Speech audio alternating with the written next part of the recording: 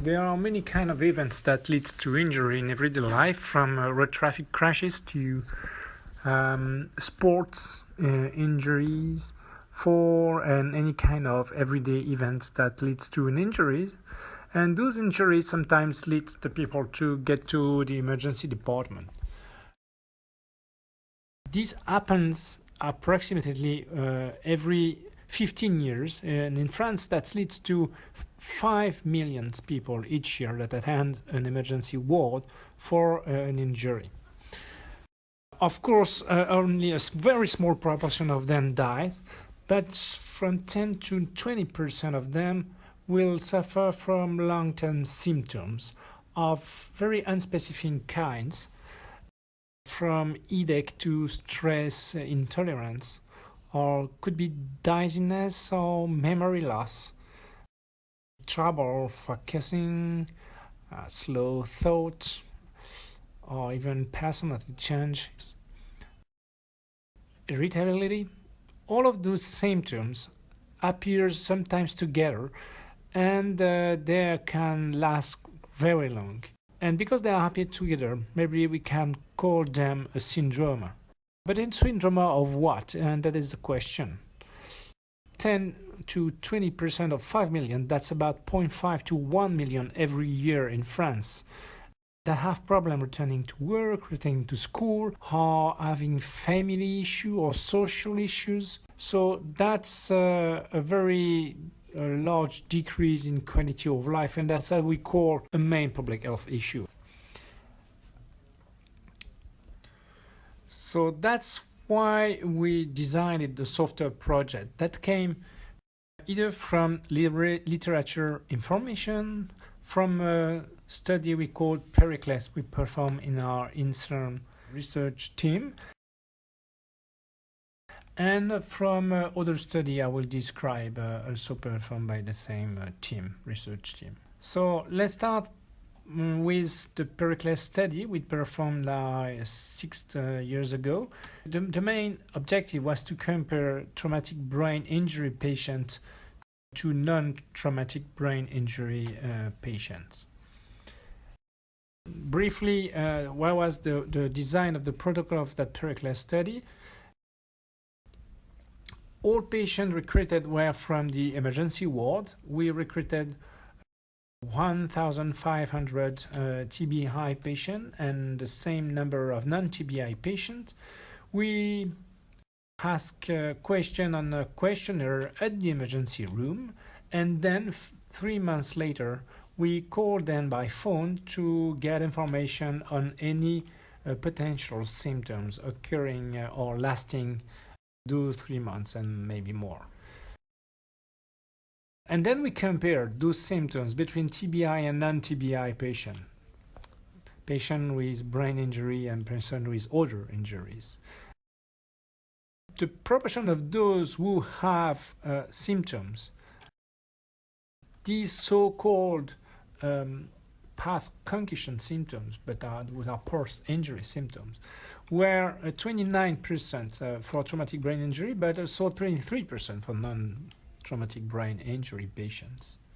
That's why we do not agree to call them post-concussion syndrome, but rather post-traumatic syndrome.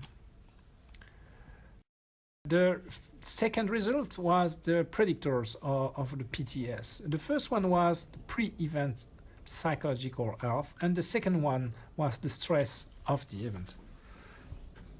The more stressful the event leading to the injury, the more likely you are to have a PTS that lasts several months after the injury event. The third result was about SPT and injury severity. And what we observed using different measures of severity, for example, the fact that the tomographic scan was positive or not, the S100B proteins was present in the blood, or the associated injury severity. And for all of these measures of injury severity, we found no difference in SPT proportion at 3 months. That was the third result. Let's make a small break to describe another very close syndrome called post-traumatic stress disorders that has been described among patients, first among patients coming back from war. This syndrome has 4 dimensions. The first one is re-experience, the second one active avoidance, the third one is numbing, and the final one is hyperarousal. Hyperarousal, which is very much like the PTS symptoms.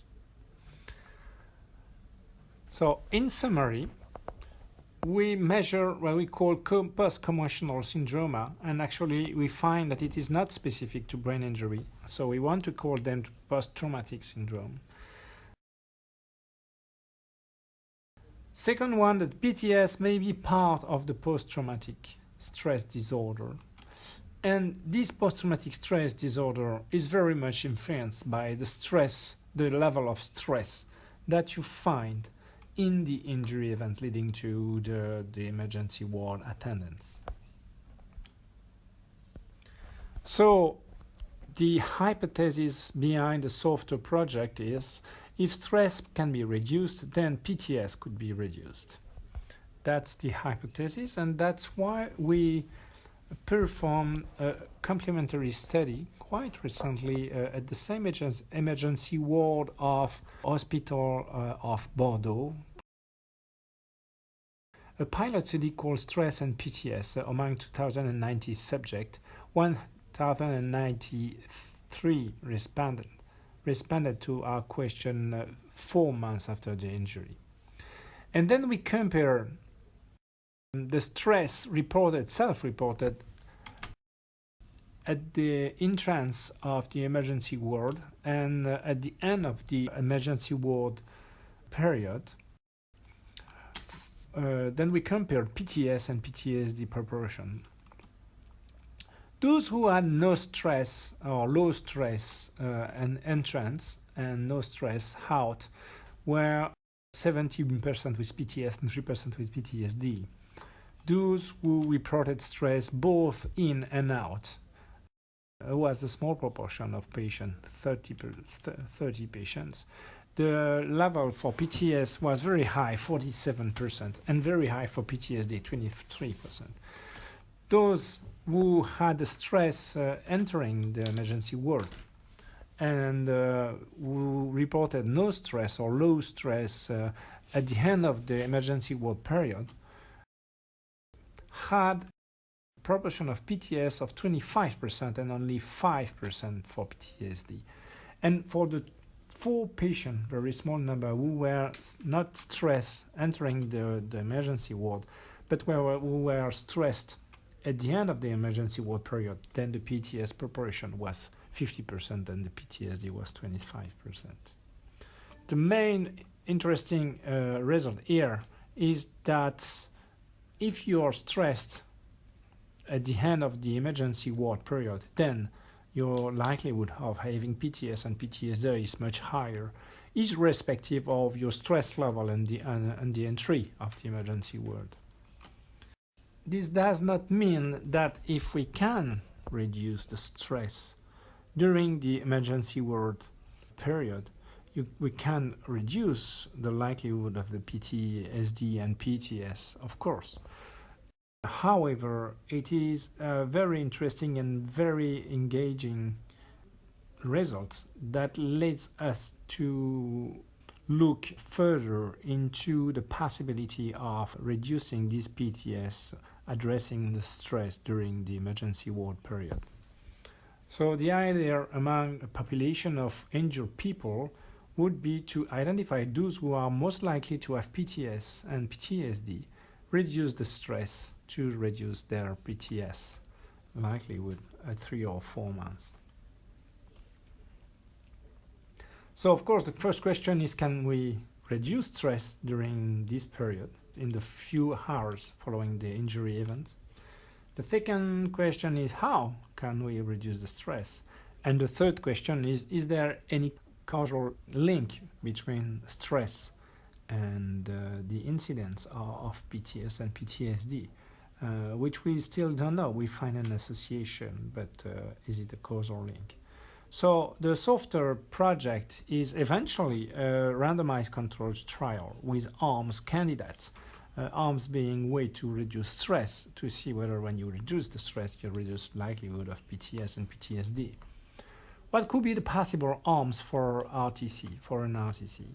First one is reassurance. There are an expectation and changing the expectation. There are several publications, including one published by Lena Orms in PLOS Medicine in 2008, showing that having high expectation for recovering from an injury decreased very much the likelihood of having problems later on in your life. The second potential arm would be early intervention that are already known to have some efficacy on PTSD likelihood, like extension, cognitive behavior therapy, or even virtual reality. We are, however, open for any other potential arms or any other potential medication that could be useful or that could be used during the emergency room period to try and decrease this likelihood of having symptoms later, several months after the injury.